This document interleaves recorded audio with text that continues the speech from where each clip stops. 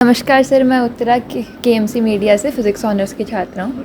तो आपसे कुछ सवाल करना चाहूँगी मैं। पूछो। सर, आप भी किरोड़ीमल महाविद्यालय के विद्यार्थी रहे हैं, तो किरोड़ीमल महाविद्यालय ने किस तरह आपके मूल्यों और नेतृत्व शैली के विकास में आपकी मदद की है?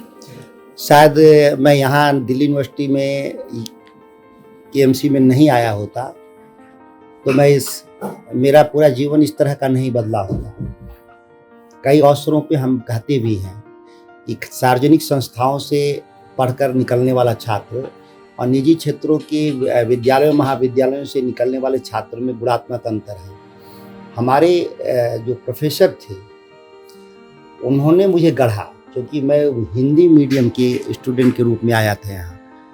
तो क्लासेज यहाँ तो हिंदी मीडियम में होती नहीं थी, तो मुझे तो बहुत परेशानी था व्यक्तिगत तौर पे। तो घर पे पढ़ाते थे प्रोफेसर हमको बुला करके, मैं रिक्वेस्ट करता था तो घर पे बुलाते, और एक प्रोफेसर तो हमको कई महीने घर पे रखते थे।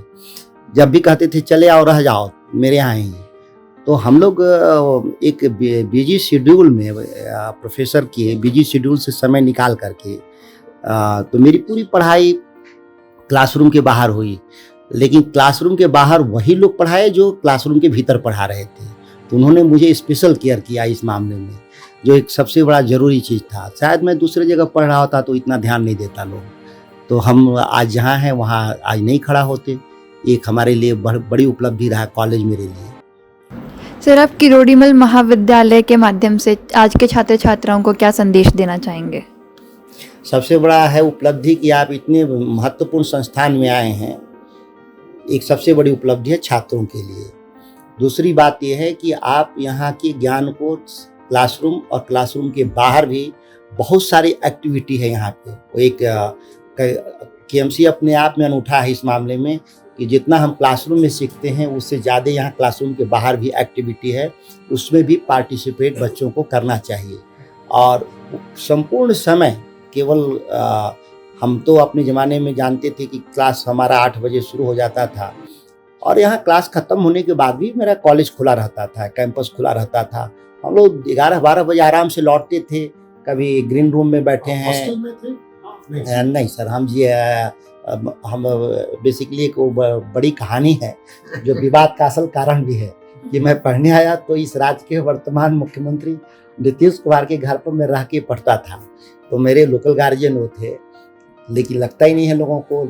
लोग आश्चर्यचकित होते हैं कि आपने इस राज्य के मुख्यमंत्री के खिलाफ जिस स्तर से आपने बातें की वो आपके पिता और पुत्रवत संबंध जैसे नहीं दिखते।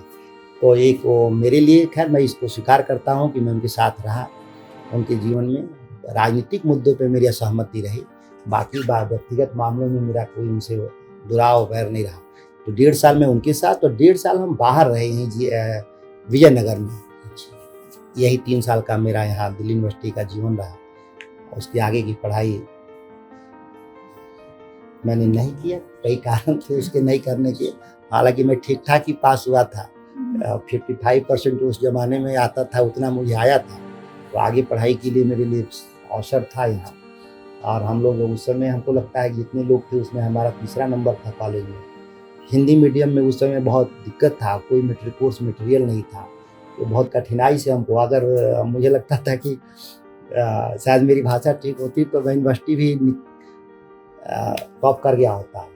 तो 2 गुना पढ़ना पड़ता था उस समय, जिसको बहुत कंज्यूम होता था यात्राओं में।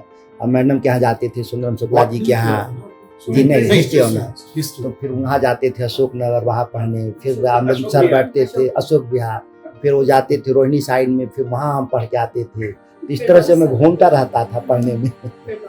हाँ, फिर 10 सर के वो हम लोग अलग से क्लास नहीं ले पाते थे, वो था उस मामले में। उससे टीचर्स का कितना इन्फ्लुएंस? मेरा तो एकदम 100% सर। अच्छा। बाकी लोगों के जीवन में तो दूसरा इन्फ्लुएंस होगा, मैं तो उनके द्वारा बनाया गया हूँ। शायद प्रोफेसरों से इंटरेक्शन एक छात्र के रूप में जो मेरा है वो किसी का नहीं होगा। उसका कारण वही भाषाई था। टीचर रूम में भी घुसे रहते थे।